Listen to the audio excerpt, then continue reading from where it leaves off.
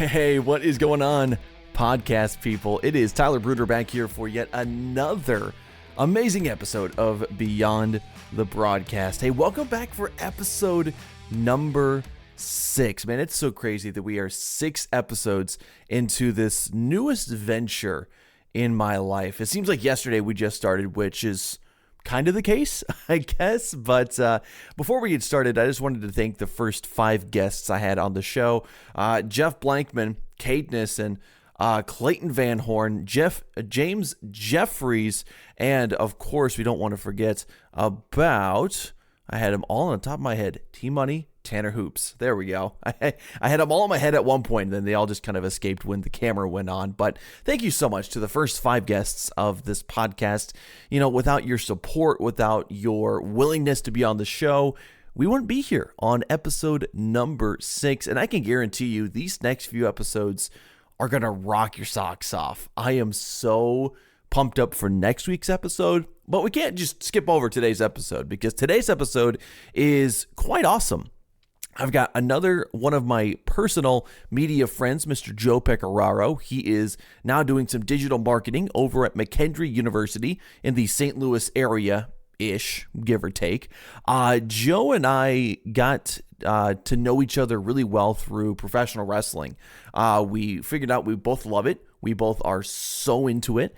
And we just kind of shared that passion and love for pro wrestling and for college athletics and really got to know each other very well. I kid you not, during the Royal Rumble, we were both texting back and forth about what was going on. Jordan Grace had come in during the Women's Royal Rumble. I mean, it was so cool. So Joe is such a phenomenal individual, and despite what he might say, very wise.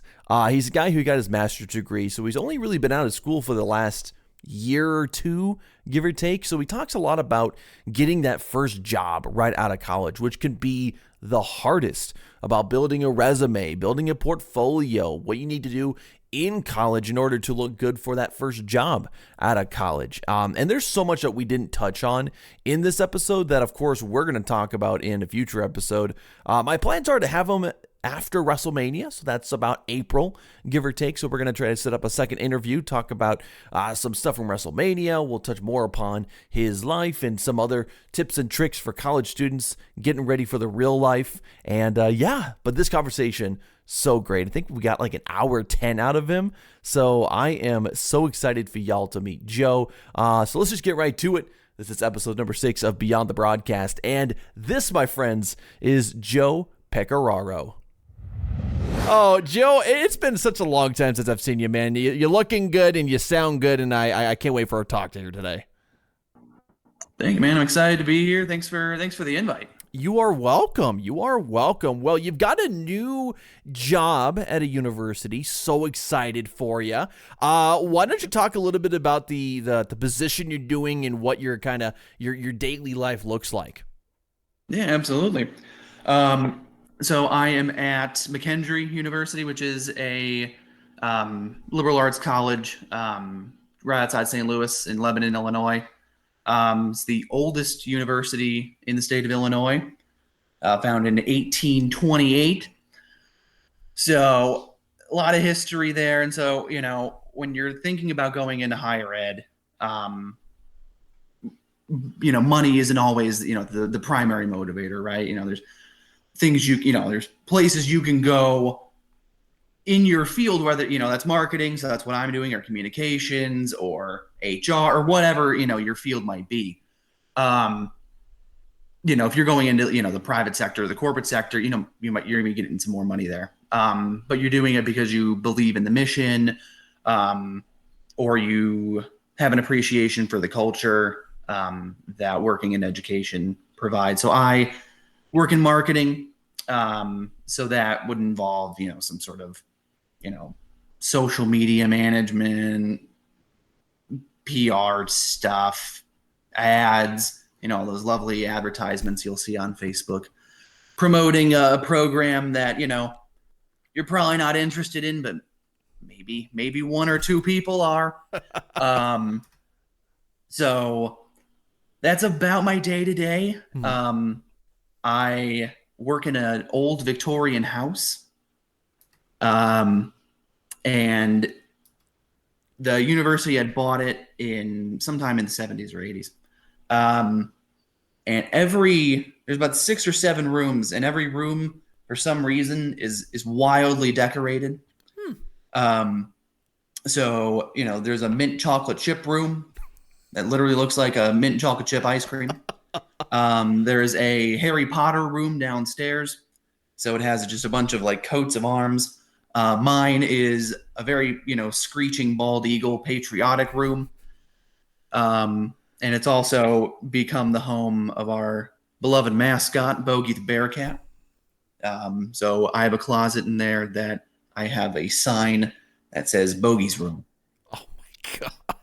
So that video that you sent me, was that at your house, or was that his little closet at McKendree? Yep, that is his closet in my room, my bedroom office, because it was a bedroom that was converted into an office. And so there's a little closet in there, and that's where Bogey lives. And he had, his whole mascots are a lot more expensive than you would think. Like a couple $1,000 type of expensive. And so we had just gotten it, and we need to figure out a place to put it. We were going to put it in the windowsill. So when people were driving by, because we're kind of at the front of campus, when people were driving by, you would just see a big bearcat head in the window of a random house. And we thought maybe that wasn't the best idea. So we gave him a little room. That's where he lives. It's where all of his clothes live. And yeah, so every time I walk into that closet and I forget he's there, I just get 2 piercing mascot eyes staring right back at me. That is a little concerning. We had our mascot in our office the other day, and it was like his big fur suit was like hanging on one spot, the feet were in another spot, the head was another spot. It is a little jarring at night if you kind of see it. When you're on that, if you're just sitting in a stadium, or if you're sitting at an event and you see this mascot, it's come to life, and so you're like, okay, like, here, oh, high five, yeah, give you a hug, whatever it is. But when you see the suit separated, and there's just a head and a suit and some shoes, it's very like, you don't know. I feel like there's a lot of cursed content you could be making on McKendree's TikTok pages of just the mascot head, and like you're in random places. I think that would be what the students actually want on your TikTok page. Write that down over here. No, we're just starting a TikTok. Being an older place, these aren't things that are unfamiliar to you. Sometimes, you sort of got to claw to get things, for them to embrace new things. And TikTok is something that we have a fantastic creative specialist, and she is she's a content creator in her own right. And she's been sort of building sort of a backlog of content. So there's, about 10 videos or so that we can sort of meter out. So that way there's, when we first introduce, hey, we have this, we can have some content, some really great content pre-built, instead of, just releasing one video and then being like, oh, what are we going to do now? Things like that. So sure. Yeah. So what has that kind of been like to build that from the ground up? Obviously you have some great help over that McKendree. But obviously starting from ground zero and some of that stuff can be a little difficult. So are you guys kind of releasing that information on other places, other sites, other social media pages? Yeah. So typically, sort of the core 4 social media platforms, so that's YouTube, Twitter /X, Facebook, and Instagram, and LinkedIn. I guess we'll core 5. Right. And so the strategy was, and I came in at the tail end of this discussion, was sort of, are we going to create content specific to that platform? Because the content that works on TikTok is not the same content that works on LinkedIn or Facebook, just because you're appealing to different audiences. There's some crossover, especially with that sort of short form content, that swipeable content, becoming a lot more prevalent on, with YouTube Shorts and Instagram Reels. So there is some level of, you can post on these certain things, but sort of building that content, that was sort of engaging with students, because that's where they're living. Whether that's prospective students or the ones that are on campus now. So, fortunately, we have a great team of student workers who are social media inclined just by, they're, being a college student.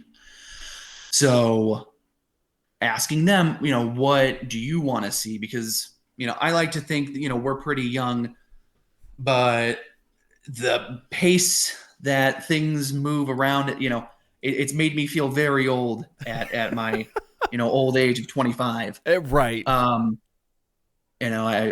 feel some gray hairs whenever I talk to any of the student workers, and they're talking about things and using words, and I'm like, I was out, 4 years ago I was in college. How have things changed so much so fast?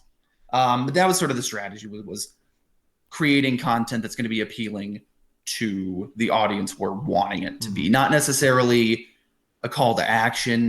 We're not just trying to sell you something, right? At least not directly. But just awareness building. Yep. We're here. This is what we do. This is the type of experience that you can have. And I think those sorts of strategies, especially with younger people, are super effective. And that's one of the things that I'm a little bit afraid of when it comes to some legislation that might be making its way through the U.S. Congress and everything, of banning TikTok, which people have their opinions about, and that's fine. This has become really a platform in which a lot of young people are on, and I guess that's obviously an impressionable bunch, and I get that, but that's any social media site that you go onto. So what's kind of your thoughts on this whole TikTok ban? Because honestly, it's tough to see, but I mean, there's points on both sides. But what do you think about that? Just coming from the field of work that you and I are in with marketing and social media management. Yeah. Sort of like you were saying, it's tough. And there's, good points to be made on both sides. I don't think, as far as what we do, I don't think if TikTok all of a sudden went away. Does it change our day-to-day? Very much no, because what the content that was, housed on TikTok, that can go to YouTube Shorts or Instagram Reels, or things that aren't subject to that, that potential, law, that potential bill. So, I like TikTok, but there's states already where public institutions can't use TikTok. Universities that are in those states that were using it just had to stop. And I would like to know whether or not their engagement or their awareness changed any because of that, or if the cost outweighed the benefit there. Yeah, absolutely. I do want to ask you, because obviously, I think one part we kind of left out just about you yourself, Joe. You have gotten your master's degree not too long ago. I think about 2 years ago at this point. You worked kind of where we were at. You were there for a year. Now you're at McKendree. You've kind of seen this growth and this change within a short period of time. What's some of that advice you would give to people just coming out of college that are looking for jobs like yours, whether it's marketing or social media content creation, whether it's within the sphere of a college or university or somewhere else? What are some of those advices of just applying to places and being that best professional that you can be? College, when you're a student, is great because all you have, at least, all you have time. And you have an ability to take risks, calculated risks, but risks. And you can try things. So, when I was in school, I worked in the athletics department at my undergraduate institution. And that experience, I was paid pennies for it, but that led to my graduate assistantship, which paid for my master's degree. I didn't pay for my master's degree. And that graduate assistantship led me to my career.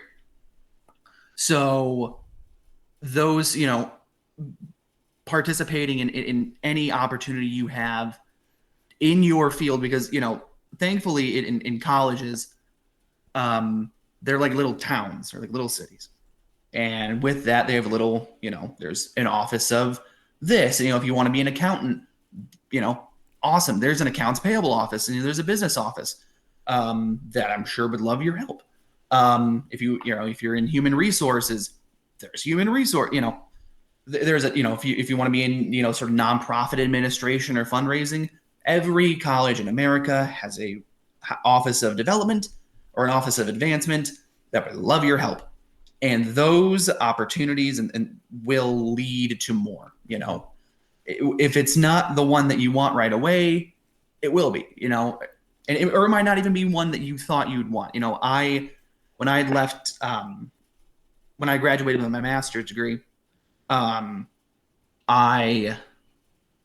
didn't know where I was going to go. I was in athletics, and I thought forever that my bachelor's degree was in sport management. If that tells you how committed I was to intercollegiate athletics.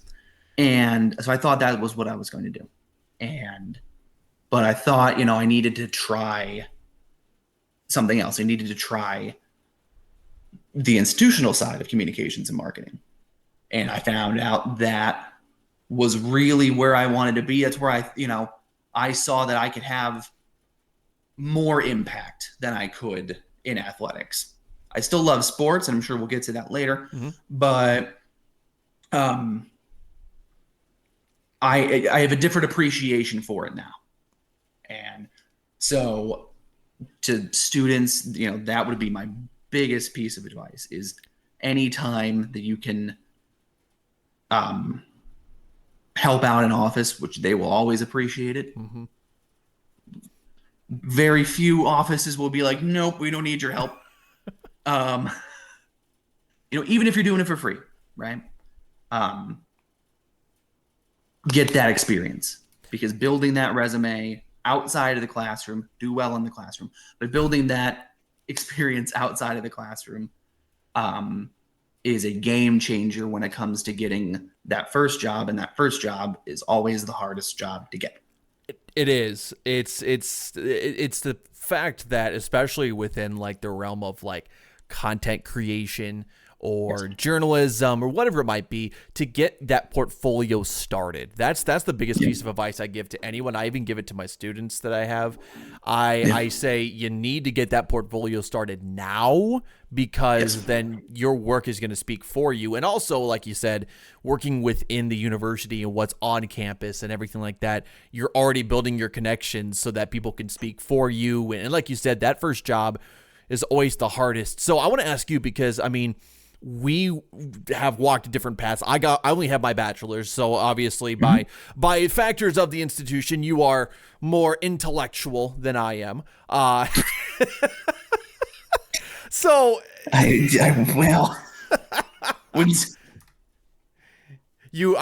not going to say you're more in debt with me because you got your master's for free, but you have acquired more education than me, thus are more I don't know, insert smart I got a word second here. piece of paper. That's what I got. There you go. Exactly. So you started your whole career a little bit later, and so not to say you didn't have that quote unquote experience, but you have drastically changed directions in your life. So when did this kind of change from you? Obviously, you talked a little bit about it, but just how did you go from where what you thought you wanted to do in college to now what you're doing now, and what were sort of the emotions behind that? Well, when I was first going into school, I thought I was going to be a lawyer. I thought I was going to be a sports lawyer. Um, and then I sort of looked into it a little bit more and realized law school's hard. And those pre-law classes, and it's a lot of reading, and I don't like reading. Um, so, um, sort of figuring out, what I did like to do. And that was to build things, to sort of, get something that was, not as well developed, and alongside other talented people, build it up. And so I was 17 when I first got into school, so I was fortunate to be a little younger. And that, realizing I didn't want to be a lawyer, and sort of talking to some professors I had in my gen eds, I was like, hey, this business-ish type, side of things was really appealing to me.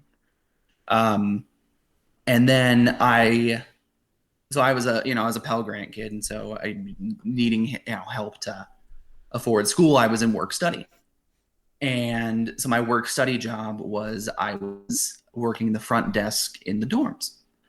So my second semester, my freshman year, and I was working 3 a.m. to 7 a.m. Tuesdays and Thursdays, and like every other weekend.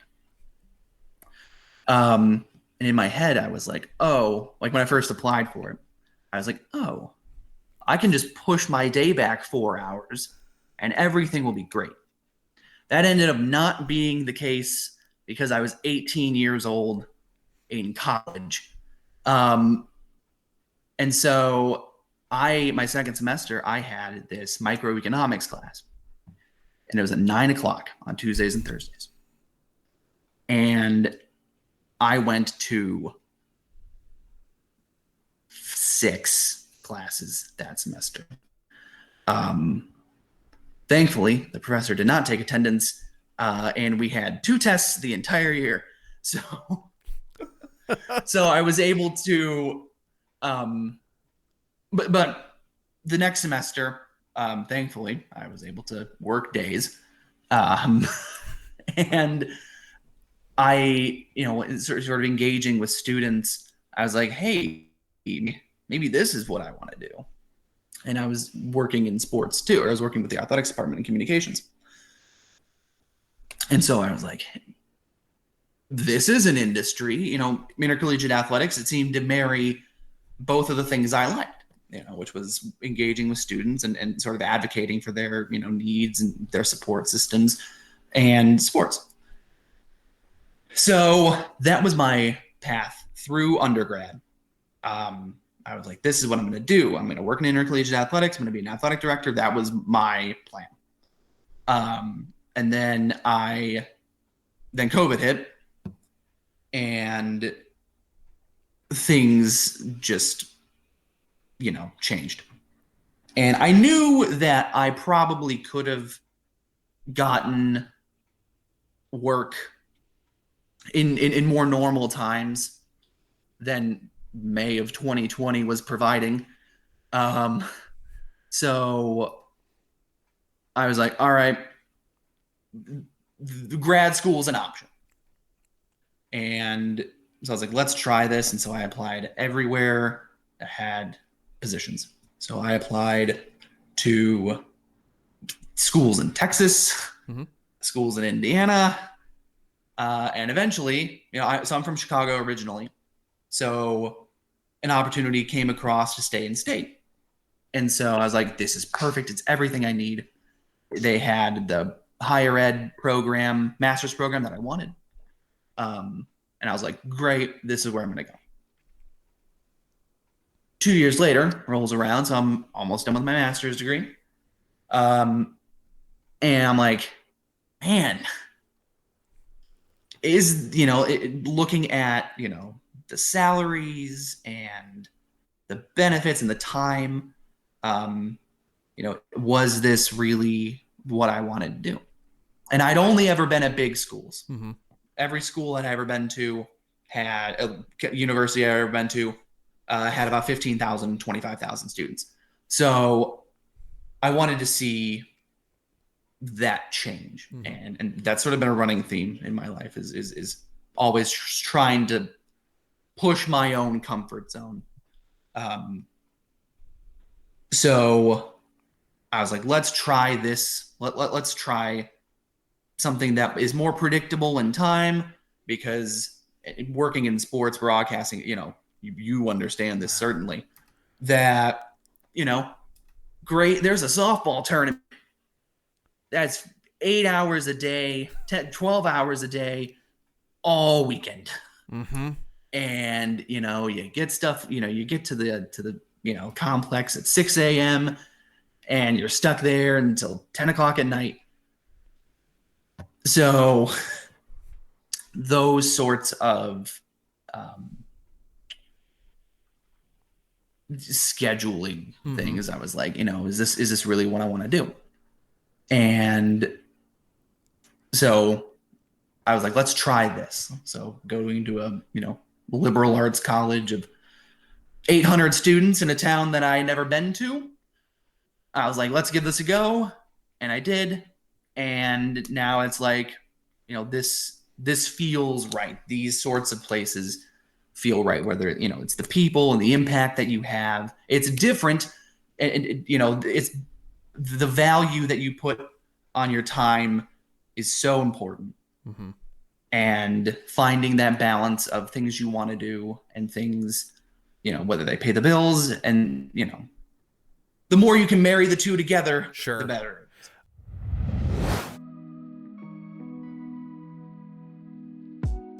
Hey, what's going on, podcast peeps? It is Tyler Brunner, the host and creator of Beyond the Broadcast, and I am beyond happy that you are enjoying today's episode. And if you are, and if you want to see more of Beyond the Broadcast, of course, the easiest way to support us is by following us on your preferred podcast platform and following us on all of our social channels. You can find those in the description of today's episode. All right, we got some more lo-fi hip-hop and plenty of more Beyond the Broadcast coming up next.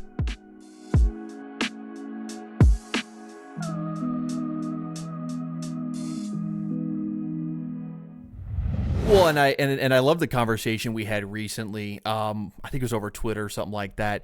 You had said that, you're not worrying about titles or getting the big money, but you're just kind of doing what you need to do. And I think that's a really good advice piece, because I think so many people coming out of college now, especially the younger people now coming through college, who you can call them the iPad generation, whatever you want to call them. But they're very eager to get those higher positions and to really advance through their careers as quickly as possible. So what would you say to those individuals who really want to get this big head start in their career, but don't mm-hmm. think about starting smaller with some smaller organizations? Yeah, I call it title chasing. The really, lofty title, those are so like, and you get caught up in it, mm-hmm. especially when you have this master's degree, because you're like, when you first get it, and everyone's telling you how great you are, and that only 10% of people in America have this piece of paper that you have, and so you get this sort of unearned feeling that you deserve this, and maybe you do because you worked hard for it, but that this feeling that just because you have this now that you've earned it, or that you deserve it rather. And so you're like, this isn't, I don't want this, I want this title because, it pays the most, even though it might not be as fulfilling, even though I might not be ready for it. I want this because this is going to make my pride and my ego feel good. And it's so easy to get caught up in that. And it's something I've gotten caught up in. And it's hard to, look at those, it's hard. It's hard to sort of reconcile that in your head that, you have this, piece of paper, even if it's a bachelor's degree. Right. And you want the world and you're ready for it. You might not be. Maybe you are. But it never hurts, especially when you're young, to, thankfully, people aren't relying on you too much, right? Right. Hopefully. And, you're able to just focus on you and maybe one other person. But for the most part, you're just focusing on you and your own development, and building yourself up. That's super important.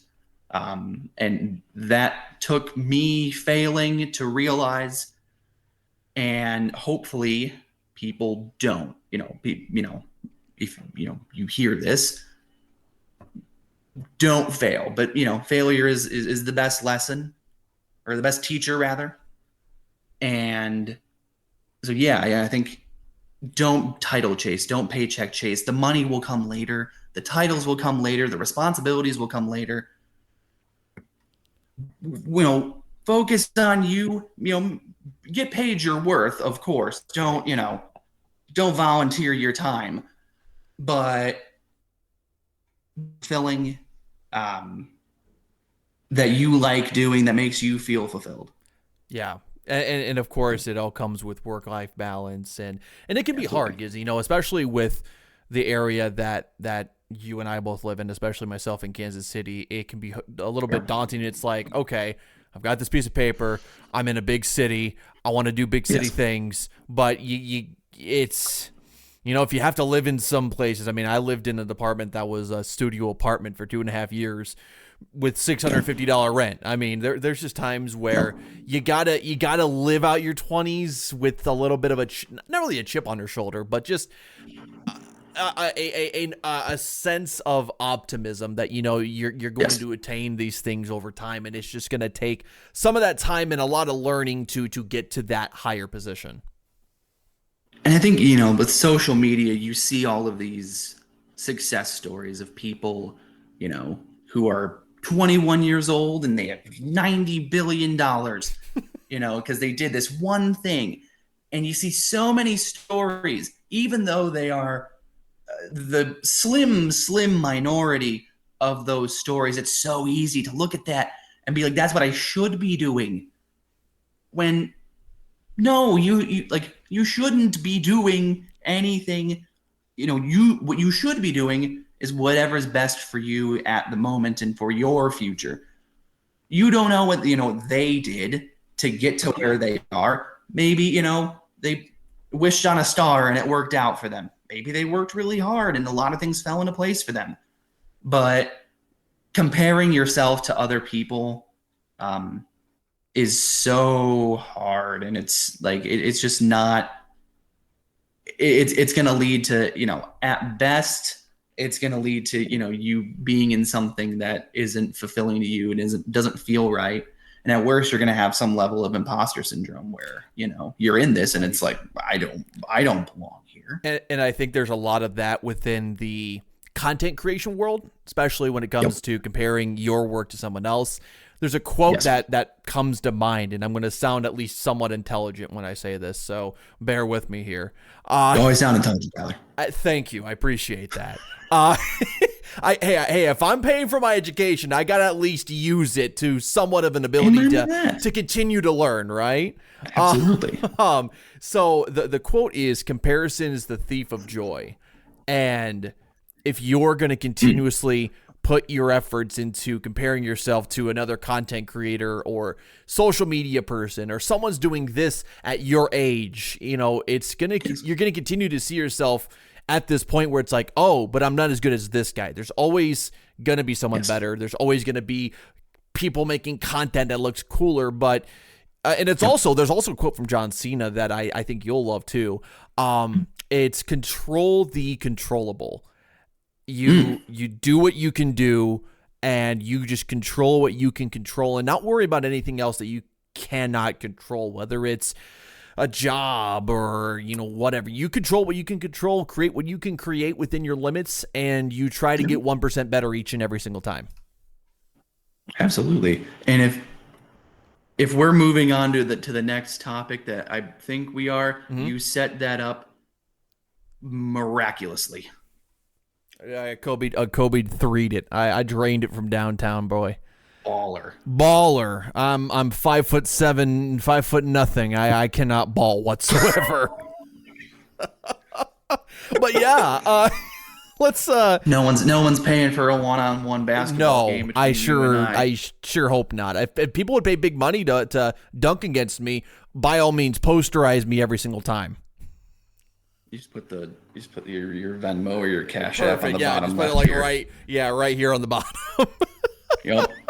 Get a 30-second commercial for this. Yeah, right. Well, let's talk some college sports. You came from, I believe, if not mistaken, your undergrad was at Western Kentucky. Is that right? Correct. The Hilltoppers. I love it, man. So, absolutely. What's Western Kentucky all about, man? I mean, I think people look at the mascot and it's goofy. Their president's on TikTok. He's awesome. What's Western Kentucky all about, man? I, coming from Chicago, and moving to Bowling Green, Kentucky, is a switch. I remember my first time that it was my first weekend there, and we had this sort of like camp type of deal, and that was to sort of meet everyone in your cohort, and there were a couple hundred of us. And being a regional school, most people were from Kentucky or Tennessee or West Virginia or Indiana, and here I am. So we're in this, we're at this campground in somewhere in Middle Tennessee, and I was convinced that this was like, I got myself in way too deep, because there was terrible cell reception. The people sounded different, because we're talking about Kentucky here. So I have this funny story. So it was my first night there, and we're just meeting everyone, and I met a couple of people, and I was like, okay, like, you seem cool. And so there was this woman who was there, and I was like, hey, I'm Joe, nice to meet you. And she introduces herself, and I could not tell if she was saying Bailey or Riley, and because the way her accent sounded, it could have been either way. And so I look over to the guy who would eventually become my roommate, and I was like, please help me here. He did not. And so in my head, I'm like, all right, this is the coin flip. Let's just give it a go. And I said, Riley? I got it wrong. And her name was Bailey. And I was like, nice meeting you. And I later found out, I think she was from West Virginia. And so my last day there, I was crying to my mom on the phone. I'd found some sort of tucked away area in this forest. And I was like, this, isn't for me. This place, I'm surrounded by trees and, people who sound funny and people who don't have my experiences. And my mom's like, hey, fall breaks in October, right? You can come back home then, we'll talk. But try these first 2 months, because it was like mid-August. Try these first 2 months. And I was like, okay. And there was this like salamander that kind of like skirted away. Terrified me. I had never seen one in real life. And I was like, as tears are pouring down my eye, my eyes. I'm looking at this. I'm like, all right, I'll see you in October. And so we go back to WKU, and it was without a doubt the best 4 years of my life. People you meet there, and it was the same value that people get from studying abroad. I got there because culturally it's so different. Yeah, everyone's speaking English, and there's some shared culture there, but it's like the things that I took for granted as far as like culture, whether that was food or music or just general life experiences. A lot of people had different ones. Mm-hmm. I had never been to Waffle House. That sort of, experience of the 3 a.m. Waffle House run after, a night of good times. Those sorts of experiences, were fantastic. And as far as sports go, I was very, very fortunate. So my introduction to WKU was the Miami Beach Bowl in 2015. And Jeff Brom and the Hilltoppers hung like 55 on the Memphis Tigers or something like that. And they finished in the top 25 of that year. And I was like, oh, yeah. And I saw the mascot, Big Red.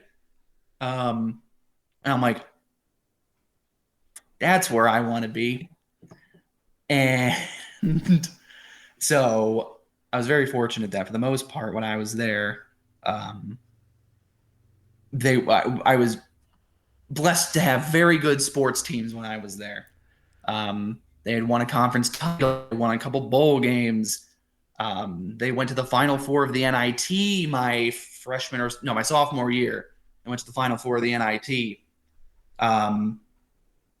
And now they were in Conference USA. Mm-hmm. And that conference, more than many others, has faced so much shift in conference realignment. It looks nothing like it did when I was there. And so seeing that, thinking about the conference tournament now, there's 9 teams in Conference USA now. 5 of them are the same as they were when I was going to school there. And I went to school there. I graduated in 2020. So this is not like I graduated in 1987 and, the shift has been so drastic. It's been 3 years. It is so vastly different now. Teams that weren't in there before, now are teams I never heard of are now conference rivals with my beloved Hilltoppers. And so they're the number 3 seed going into this week's tournament, which is going to be in Huntsville, Alabama. And will they win? They're a 3 seed, so it's not impossible. Sure. But they started off the season real well. I think they came out 9-0, 9-1, something like that. They were a very strong start to the year. And their head coach, this is his first year. He came from Texas A&M Corpus Christi, who had made the tournament each of the previous 2 years, I believe, out of the Southland Conference. So, high hopes coming into this weekend.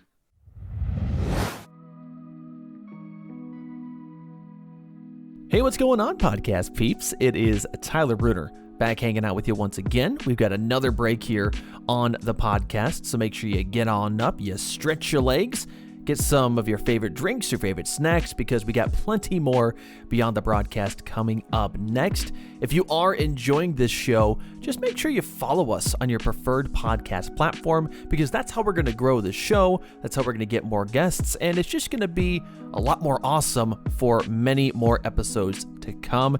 Also, make sure you follow us, subscribe to our social channels. You can find those in the description of this episode. All right, we got some more lo-fi hip-hop and plenty more Beyond the Broadcast coming up next.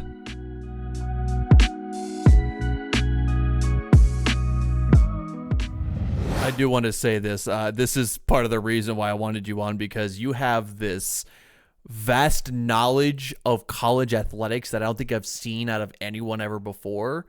I mean, I had another broadcaster on who he's also kind of this wealth of knowledge, and I kind of teased this a little bit, and I want to get into this because I think this is the coolest thing about you, is that you know almost every single team, D1 school, and what conference they're in. So I want to play just a little trivia. I'm on ESPN right now.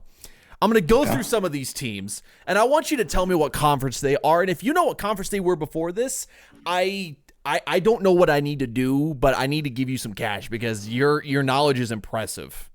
Okay. So was this knowledge just like you're bored one day and you're looking up random like March Madness clips, or when did this love and deep appreciation, I might admit, for college athletics come from? You know, coming from where I came from, like where I was raised, Chicago's not a college sports town. Most big cities aren't. Mm-hmm. So what I appreciate is sort of the regionality of it. That you might not be close to. Let's take Iowa for example. Right. You might not be close to an NHL or an NFL or an NBA team, but you have 4 D1 teams that you can identify with. Mm-hmm. And you see it especially in the South, where those deep ties, those centuries old, my dad was a, Alabama football fan. His dad. Well, those sorts of legacies that you don't see too often. And that you have, especially with college, you have this identification with it. It's very easy to identify with because, like WKU, for instance, I went there. I was a part of it. You can't be or at least most people, you can't be a part of a professional sports team. So it's very hard to identify with it other than it being close to you. But with college sports, it's so easy. And that's why it's so passionate, is because the people who are there identify it's a part of you. And that's why I have always had such a deep appreciation for college athletics. As far as why I know so many of the teams and their conference affiliations, it's a lot of it because of the NCAA video game. Building out, your dynasty, in the Kibby Dome, you're like, oh, okay.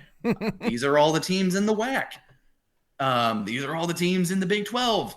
And that just is sort of, as I've been involved with college athletics in different, conferences in different regions, that's sort of become, it's not something it wasn't like I was, doing a Quizlet on, what teams are in the Metro Atlantic, but it just has sort of come to me.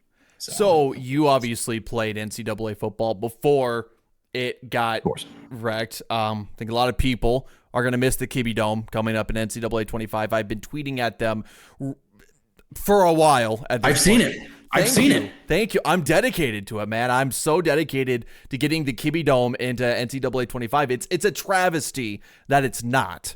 But it is. But I got to ask you, I didn't have the privilege of having like an Xbox or anything like that back in the day, but what was your team in NCAA 14? This is going to sound interesting. Okay. I always used to play as the Miami of Ohio Redhawks. Really? Because I thought it was absolutely hysterical that there was a Miami in Ohio. Without understanding the context behind it, I couldn't point at that point. I couldn't have pointed it out on the map. They were national champions 10 years in a row, ran through the MAC. I think they got a Big Ten invite. So I don't think that would happen nowadays. But sure enough, the Miami Redhawks were Big Ten champions for a good while. really built up that Miami Ohio State game. So is Miami going to be your team, Miami of Ohio?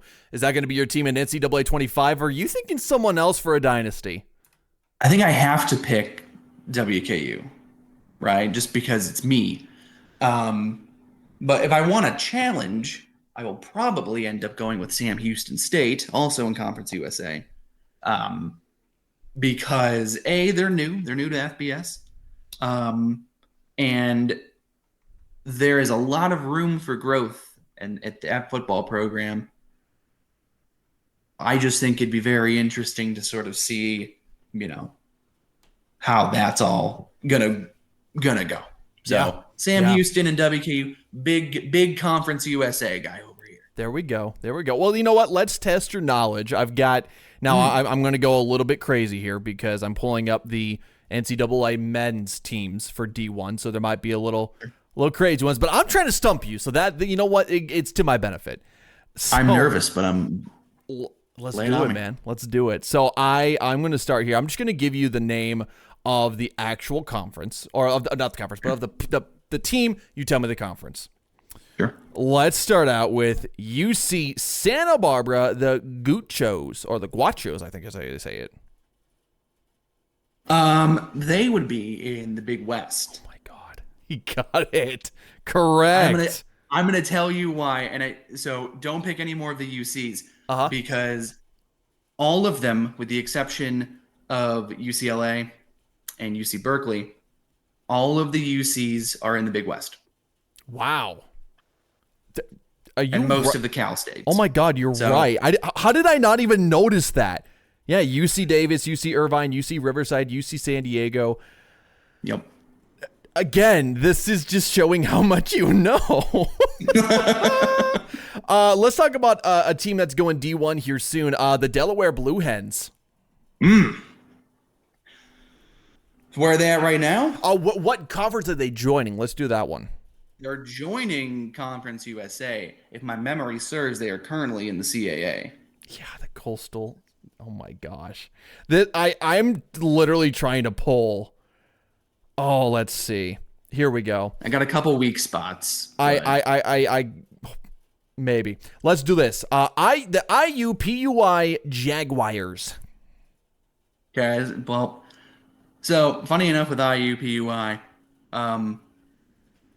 starting in July, they will be dropping the PU from, so they will just be the IUI or IU Indianapolis, and they are in the Horizon League. That is correct. Yep. I'm trying to think what else I can throw your way. This one might be a little bit tough. This conference had a team in the conference did really well. Let's do this. The Quinnipiac Bobcats. Oh, man. Mm-hmm. Oh. They are in I believe they're in the MAC, the MAAC, Metro Atlantic. Oh, my God, you're right. Wow. You shouldn't have given me the hint because I'm pretty sure St. Peter's is also in that conference. That's correct. Marist is in there. Iona. Yep. Typical March Madness runners. Iona are in there as well. Let's throw you one more because I think you're pretty much set on anything I throw your way. Let's throw you one. Man, I want to make this a little harder. Yeah, give me a challenge. Give me a challenge. Let's see this one. The Long Island University Sharks. Where are they at? They are LIU is interesting. Mm-hmm. So they're in the Northeast Conference, but they're they're in that conference. But here's I love it. So it used to be they still have two campuses, LIU Brooklyn and LIU Post. And LIU Brooklyn was the D1 team. LIU Post was the D2 team. LIU Post is, I believe, on Long Island, which is where they get the name.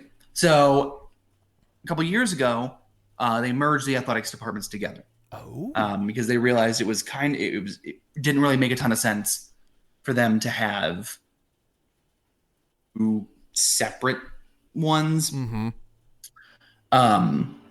So now they're just LIU, and their basketball team still plays in Brooklyn. Their football team, which used to be D2, now D1, they play. So they have their sports split between both campuses, which is very interesting. Mm-hmm. That's why I know about it, because it's absolutely fascinating. That's interesting. Again, your wealth of college athletic knowledge just doesn't seem to run out, and I love that. Well, let's change just quick. Is I'm only going to keep you for a little bit longer because we're only over. You're giving me so much time. Thank you, Joe. Oh, it's been fantastic. Give me a couple hours. Let's go to tomorrow. I don't think there's the two individuals in particular that would be happy about that one, but that's okay. Probably not. Hey, let's talk pro wrestling, man. You and I bonded a lot over pro wrestling. You got in at a really interesting time. I got into it in a really interesting time. Let's hear your predictions for WrestleMania 40. Of course, that's coming up here in April. Really interesting now that we've got Cody Rhodes, Seth Rollins versus Rock and Reigns. What's your prediction on some of these matches, especially that tag team match? Let's think about how insane that is. This is year our Lord 2024, and we are talking about The Rock in a tag team match at WrestleMania. So I think it's really interesting how they've booked this. Because when CM Punk came back at Survivor Series, they had set up CM Punk versus Seth Rollins. That was going to be the match for the World Heavyweight Championship. That was going to be it. CM Punk gets hurt. Seth also gets hurt, but So they had to, pivot. And as WWE does, perhaps better than anyone else, they booked themselves into a corner. They booked themselves right back out of it. And thankfully it worked out that The Rock, joined the board of directors at TKO. So what do I think is going to happen? Here's what I think is going to happen.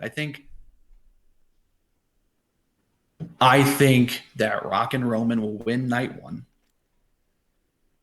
get people a little mad, get people thinking, oh no, are they going to do this to Cody again? Night two, they're going to try to, of course, the Bloodline's going to try to, pull their shenanigans. Try to get try to make sure Roman keeps the title. Something will happen. Don't know if Seth's going to come in or whoever. It's a really great opportunity to build someone up. Mm-hmm. Someone who might not, whether that's, someone down from NXT or like that spot of being able to save Cody Rhodes and give him, let him finish the story. I don't know what they're going to do with that. I think Cody does finish the story. Mm-hmm. I think this is the time. And I don't think you can pull this story another year. And I think the stories that the Bloodline are going to write don't need the title to make them more interesting. Right. I mean, you already kind of have it set up that whatever happens at Mania, you get the fallout with Rock and Roman here, SummerSlam, whatever down the road. Yes. Cody can be champion. We've got so many, and you and I have talked about it in length too, privately. There are so many potential stars who could take over, whether, it's Cody or it's Jey Uso or it's LA Knight or it's Sami Zayn. Yes. There's so much. I don't think we've ever had a moment in time, except for the Attitude Era, where there's so many people that could carry the torch and everyone unanimously, for the most part, would be okay with it. Yeah, I mean, let's go back to the Attitude. So that's, The Rock, Stone Cold, The Undertaker, Mick Foley. Mm-hmm.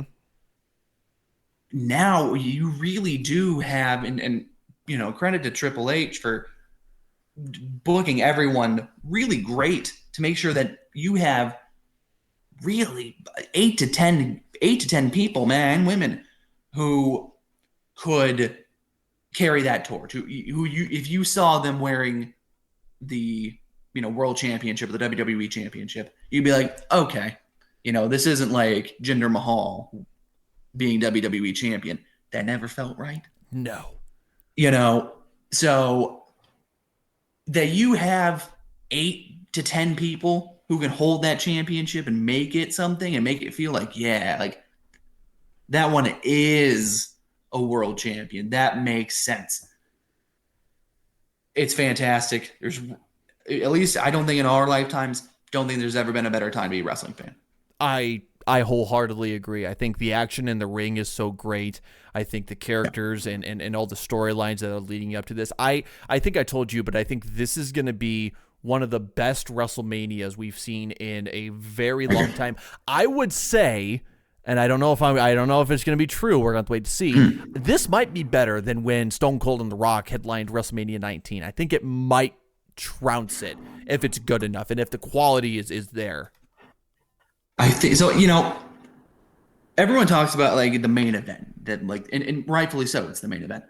But like we sort of been talking about, top to bottom, whether that's Gunther and an Imperium, the New Day sort of refinding their footing. It seems like that. It looks like they're coming back a little bit. The U.S. title picture, looks pretty wide open. Mm-hmm. What's happening in NXT? Admittedly, I'm not keeping up with a ton of what's happening on Tuesdays on USA Network, but I've been seeing a lot of clips of Carmelo Hayes and Trick Williams. That seems like, and Braun Breaker too. That really seems like again, the whole company, top to bottom, just seems like you could throw anyone in there and they're going to be just absolutely lights out with a story. And I think that's what's going to make this road to WrestleMania over the next couple months, because you do have so many people. You have so many people who you could realistically throw into a match and throw into a story. Who is it going to be? I don't know. Who knows? But I'm excited about it. I do want to say I'm excited for you too, because you just bought tickets to AEW Dynasty, St. Louis Mo. Huge matches are on the card. I mean, we have Bryan Danielson and Ospreay touted for that. We have Okada, who is in AEW. I know that you are in the nosebleeds, but what a moment it's going to be in that building. And I assume it's going to be electric.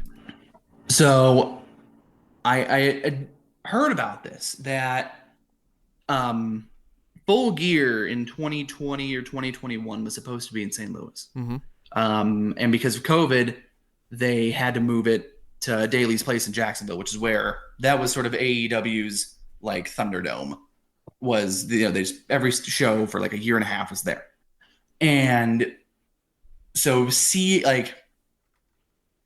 Louis traditionally hasn't been an awesome wrestling market as far as attendance goes, but they were supposed to get this event. And so now that they're sort of expanding their pay-per-view repertoire because their roster is getting so big now. Right. And there's so many people worth showcasing, because, the people who are, you can appreciate both WWE and AEW for different reasons, right?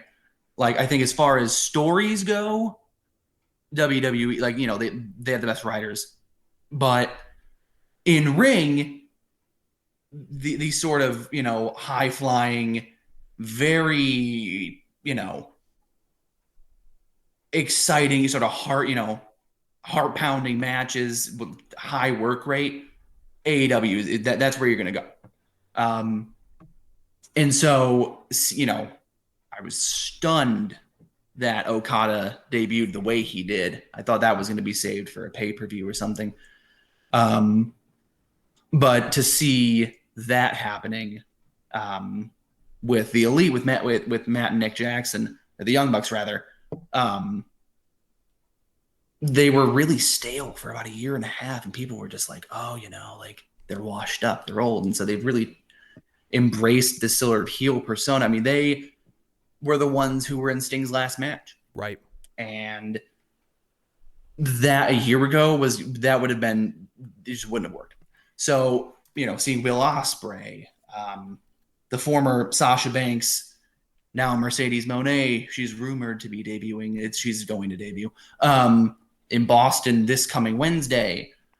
So there's seeing where AEW is now. I'm very excited at the product that they're showcasing, and that was why for $30 sitting in the nosebleeds, everyone's looking like ants in the ring. But that's why they got the video board, so you can just look up. What do you think the star rating is going to be with Danielson and Ospreay? Because obviously Ospreay, his last 5 matches have gone 5+ stars. I think his match at Rev Pro was 6.5. I really think not Okada. I think Ospreay, Danielson. I think they get 6 or 6.5 from Dave Meltzer. There was something I read that a lot of people in AEW, they had heard of Will Ospreay, but they'd never seen him. Mm-hmm. And they were all stunned at how talented he was in the ring. And he's 29 years old. I mean, the guy is young. He is in the prime of his career. And to see the types of moves he's pulling off, the types of matches that he's having, and then Bryan Danielson, the man is evergreen. He just will not quit. No. I mean, he is just unreal, fantastic in the ring. This is sort of AEW's bread and butter. So that's what AEW is best at. It's these indie darling versus big star power type of matches. WWE is fantastic at these homegrown stars that they bring them in, whether they're old, whether they're ex-college athletes or just people who sound very good on the mic. They take them to their performance center, build them up through NXT. There's a whole system. AEW is these, people who were fantastic on the indies, or they were ex-WWE people who, for one reason or another, just, the way they were working just wasn't the way that, WWE was working. Those sorts of matches that you want to see and that people were really wanting. That's what AEW, that was the void that AEW was filling. And so being able to see that live, I've never been to an AEW show. So seeing that live, it's actually been 20 years since I've been to a wrestling show. I went to Raw from Allstate Arena in 2005, 2006. Wow. I had the belt. Oh, man. I had the John Cena spinner belt. And it was John Cena against Shawn Michaels. And believe it or not, John Cena took the pin that night. Shawn Michaels with the sweet chin music. Mm-hmm. And you heard it. You heard it throughout the building. And it was like, and of course, I was like 5 or 6 years old. I was like, how dare you? Why did you beat him? I love John Cena. I had his autograph. I even had his hat, the camouflage hat. I had the whole setup. So it'll be interesting, because I sort of fell out with wrestling for a long time. I only really gotten back into wrestling over the last couple of years. And so this will be the first time since I've grown up and realized that, these fine people aren't, taking out their actual real world frustrations. Right. Undertaker doesn't actually solve his problems with a tombstone pile driver. I will say the one event that of course I went to is because of you, and I got to thank you live on camera for that. Thank you for that. on top of that, the funny moment that happened, I think I sent you a text. It was Minoru Suzuki versus oh gosh, who's the big guy? Oh god, Eddie Kingston. There we go. It was. Oh man. It was that match on Dynamite, and Hannah looks over to me and she's like, I'm a mandatory reporter and this looks like elder abuse. I'm like, you're not, because here's Eddie Kingston chopping the hell out of Suzuki in the freaking corner. You can hear all the slaps and the chops, and yeah. Mm-hmm. So I am bringing my girlfriend who loathes wrestling. She does not like it. Won't watch or doesn't watch it. Sometimes I have to like force her to. And I was like, hey, we've got to go to this event. It's going to be here. I've been meaning to go to one of these shows. We got to go together. And so she was like, fine. I have to do her laundry until the end of April. But she's going. Worth it. And I think so, because I wasn't going to go alone. But no, I'm so excited for it. I'm excited to see wrestling be what it is now. That it's becoming, more common conversation. Mm-hmm. That it hasn't been for a long time. I mean, the fact that you have two separate companies putting on fantastic shows and getting crowds, that competition's forcing everyone to be better. Because I think, you've seen since AEW has come onto the scene, WWE has absolutely improved their quality. Because, 2017, 16, 18 WWE was very stale. It was just sort of like, yeah, the stories, blame whoever you'd like to on that. But competition makes it, people better. And I'm glad that we are in a place now where we can have two wrestling companies that are putting on fantastic shows. It's fantastic. I'm excited for WrestleMania. I think it's going to be. I've always wanted to go to WrestleMania, but those tickets, I mean, I don't understand. Like, sometimes I'll just look at them. I just wanted to see if you wanted to be on the guardrail at WrestleMania. It was something like, for just one of the nights, it was like $30,000. Yep, and Brock Lesnar guy's probably going to be there anyways. Of course.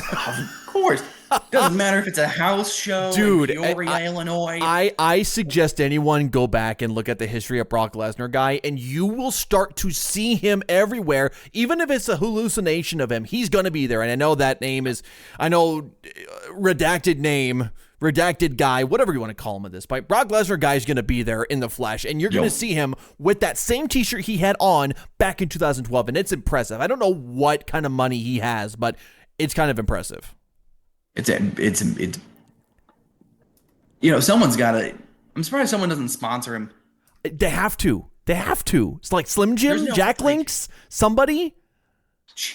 Dude, go full Brock Lesnar and have Jack Links sponsor him. Give him a new t-shirt. He needs to wash that thing, man. Mountain Dew pitch black match. There we go. Perfect. Well, Joe, I'm so excited to see photos from AEW Dynasty. Of course, we'll probably be talking during WrestleMania season when WrestleMania happens. And thank you for your time, man. You an hour and 10-minute episode. Thank you so much for spending your time with me. Of course. Thank you for having me, man. It's exciting to, whether it's, to be able to talk about whether it's my story, how I, got where I am, or just the things that, you and I are both interested in, just having a really great conversation. I'm excited for you, to see this podcast grow for you. Thank you. Seeing a couple of the episodes, I mean, it's sky's the limit, and I'll be glad to be able to say I knew you when. Right. Well, I'll tell you what, when WrestleMania gets done, we'll have to record another episode, talk about those results, and just do what we do and talk wrestling, man. I'll be honored. Perfect. Well, hey, Joe Pecoraro, I'm going to get your name, not Pecorico, not Pecoraro, Pecoraro. I'm going to get it right. You're one of the few who gets it right. Absolutely right. Hey, that's my job, man. That's my job. Well, Joe, thank you so much for being on here, my friend. Absolutely. Thank you for having me.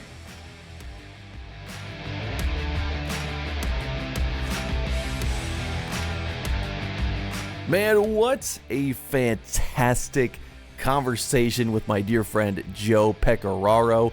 Do gotta say, I messed up his name one time.